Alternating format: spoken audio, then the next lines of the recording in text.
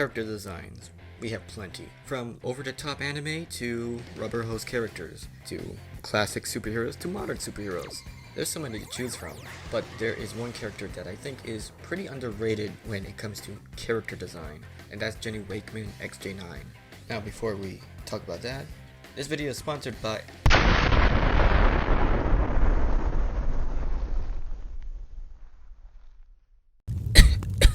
Sorry, the sponsor blew up.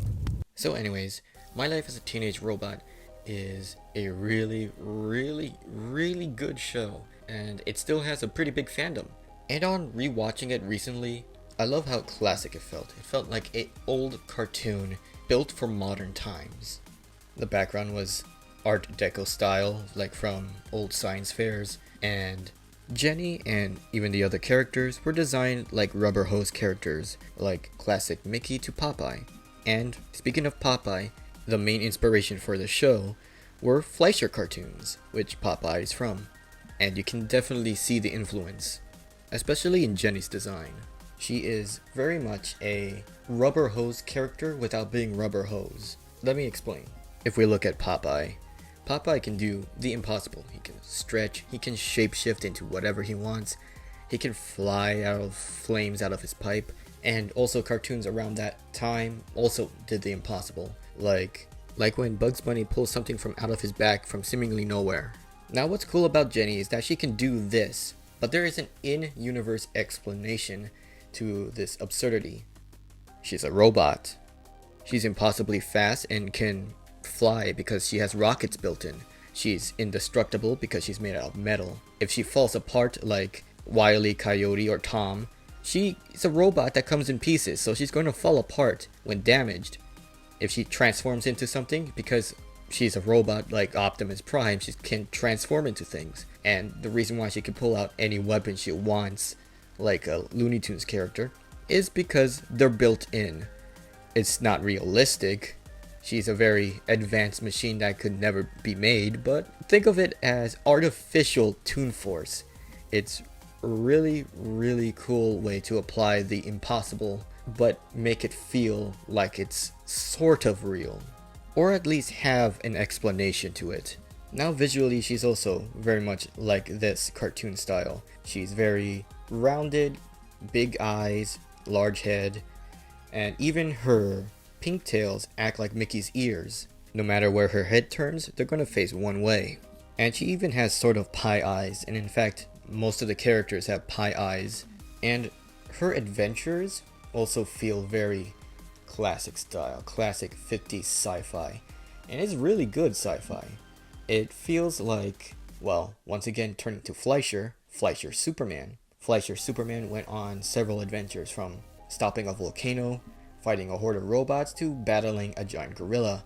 And even both characters, Jenny and Superman, had fought some form of Godzilla. So yeah, Jenny has a very monster of the week type beat, and it's always interesting. It's always something different, or the situation is different enough that she can show off her cartoony but cool sci-fi abilities. And one more cool note is Betty Boop is also Fleischer, I believe. And when Jenny has her skin suit that makes her look human, the design is very obviously inspired by Betty Boop. So her design is very classic. But she's also very modern. One of the modern elements is, of course, she's a robot, very futuristic, but also she is a modern teenager, or at least what used to be a modern teenager. Modern teenagers don't go to the mall and read magazines anymore, they're on their phones today. But back then, that was cool, because for some reason, teenagers were cool back then. I can't tell you why, but they were. So she has a very modern teenage look, and even just teenage drama in general, which made her relatable. And despite her soft rubber hose look, she has enough edge to her to make her look cool. She has that cool factor to her. A character that is very similar to Jenny is Sonic the Hedgehog. Sonic is very inspired by Mickey.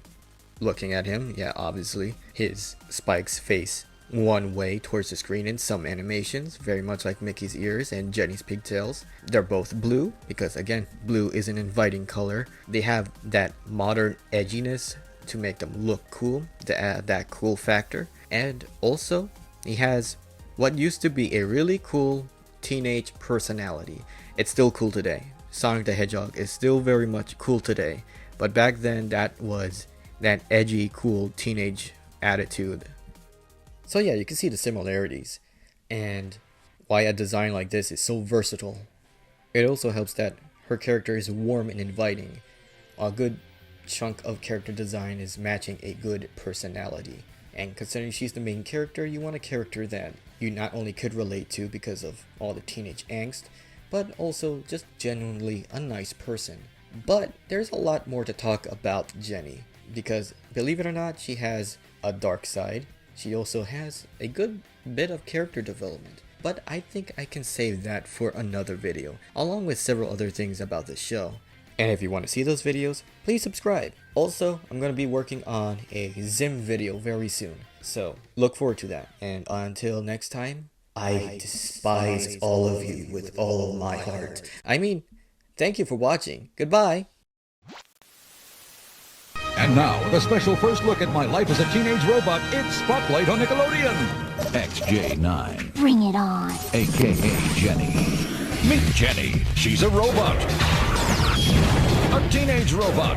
It's about an extraordinary character who's just trying to fit in and be ordinary. XJ9. Can't you call me Jenny? Rocket power, kick butt, superhero! Coming August 1st to the only network for brand new Nicktoons, Nickelodeon.